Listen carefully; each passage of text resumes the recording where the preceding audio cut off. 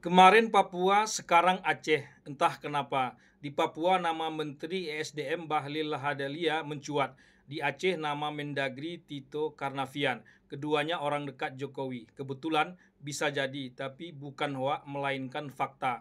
Hoaknya kapal pengangkut nikel di Raja Empat bermerek JKW Mahakam dan Dewi Iriana dianggap milik Jokowi dan Ibu Iriana. Kapal itu benar adanya, tapi bukan beroperasi di Raja Empat, melainkan di Kalimantan Timur dan bukan miliknya Jokowi dan Ibu Iriana. Jokowi tersenyum saja dikatakan pemilik kapal itu. Menteri ESDM Bahlil Lahadalia sendiri yang tampil mengklarifikasi dan mengumumkan seputar pemilik Raja Empat Papua itu. Tentu didampingi Mensesnek Prasetyo Hadi dan Menseskap Teddy Indrawijaya. Dua orang paling dekat dengan Presiden Prabowo saat ini. Artinya yang diumumkan Menteri Bahlil atas persetujuan sang presiden. Foto-foto hoak diklarifikasi, kondisi terbaru ditampilkan, 4 dari 5 perusahaan tambang dicabut izin tambangnya.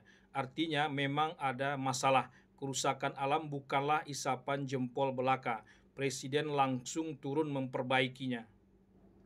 Belum selesai masalah Raja Empat di Papua, masalah di Aceh muncul lagi. 4 pulau milik Aceh diserahkan ke Sumatera Utara oleh pemerintah pusat lewat Mendagri Tito Karnavian, yakni Pulau Panjang, Pulau Lipan, Pulau Mangkir Besar, dan Pulau Mangkir Kecil. Percis seperti masalah di Raja Empat, Papua, dan 4 pulau di Aceh ini, masalahnya sudah lama tapi baru meledak saat ini. Entah kenapa bisa demikian. Dan kabarnya juga sama, yakni masalah adanya tambang. Di Papua sudah dieksploitasi dan ugal-ugalan, di Aceh belum, masih gadis perawan. Percis juga seperti di Raja Empat dan di Aceh, awalnya dibela-bela, saling menyalahkan siapa yang awalnya memberi izin, era Megawati atau era Jokowi, dan lain-lain. Akhirnya Presiden Prabowo turun tangan. 4 dari 5 perusahaan tambang dicabut izin tambangnya. Artinya publik yang menyuarakan Save Raja Empat lebih dimenangkan ketimbang yang dianggap mendukung eksploitasi di Raja Empat itu. Mereka katakanlah tak jadi ditangkap. Di Aceh pun demikian. Bahkan Mendagri Tito Karnavian mempersilahkan pemerintah Aceh untuk menggugat ke PT UN. Gubernur Sumatera Utara Bobi Nasution terlihat cengengesan saja, malu-malu tapi mau, seperti tahu arah tembakan publik, tapi kurang bijak juga. Ia bersandar saja ke Mendagri. Ia proaktif menemui Gubernur Aceh Muzakir Manaf. Ia di atas angin. Gubernur Aceh tampak kalem saja, padahal di balik kekalimannya, ia seorang pribadi yang keras. Pernyataan Bobi Nasution bakal mengelola bersama pulau itu memantik kontroversi baru.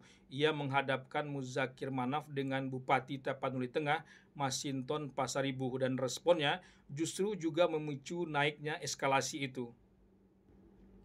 Terlihat bukan kelas Bobi Nasution menyelesaikan masalah 4 pulau di Aceh itu. Memang bukan masalah dia seharusnya, melainkan masalah pemerintah pusat yang diwakili oleh Mendagri. Tapi sorotan media dan keinginannya untuk terlibat justru menaikkan eskalasi. Misalnya video orang mencerca dirinya dan keluarganya justru dipostingnya di Instagramnya. Berharap simpati justru caci maki yang didapatnya. Atau mengatakan orang Aceh banyak disumut dan orang Sumut pun banyak di Aceh. Ini justru tak meredam tapi seperti mempertentangkan. Tak tanggung-tanggung mantan Wapres 2 periode Yusuf Kala langsung turun gunung. Putusan Mendagri itu langsung dicap menyalahi undang-undang. Yusuf Kala yang terdepan dulunya mendamaikan Aceh seperti tak ada lagi yang membantahnya. Bantahan Mendagri dan pejabat Kemendagri lainnya yang bercerita proses tak lagi relevan. Gubernur Bobi Nasution beserta Ketua DPRD dan yang hebat-hebat berdalih langsung tutup tokonya.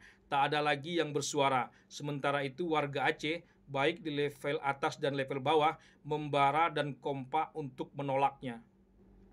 Lagi-lagi Presiden Prabowo turun tangan lewat Ketua Harian Partai Gerindra sekaligus Wakil Ketua DPR RI Sufmi Dasko Ahmad mengatakan bahwa persoalan 4 pulau di Aceh yang diserahkan ke Sumatera Utara itu diambil alih langsung oleh sang presiden.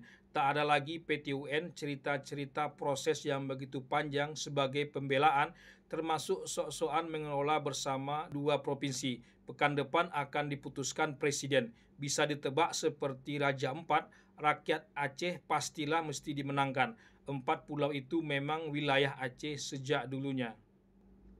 Lama-kelamaan Presiden Prabowo seperti layaknya pemadam kebakaran saja, bergerak hanya kalau sudah terjadi kebakaran. Saat kebakaran teratasi, maka balik lagi seperti awalnya. Padahal baru saja Presiden Prabowo mantap mengatakan tidak akan melakukan resapel kabinet karena menteri-menterinya sudah bekerja baik, kompak, niatnya pun baik, kerjanya pun baik. Malah kutipan legendaris dari John F. Kennedy tentang kesetiaan pada negara diungkapkan sebagai azas. Rasanya realitasnya tak seperti idealitas yang diungkapkan oleh Presiden Prabowo. Terlalu banyak potensi kebakaran yang mesti dimatikan Presiden ke depannya.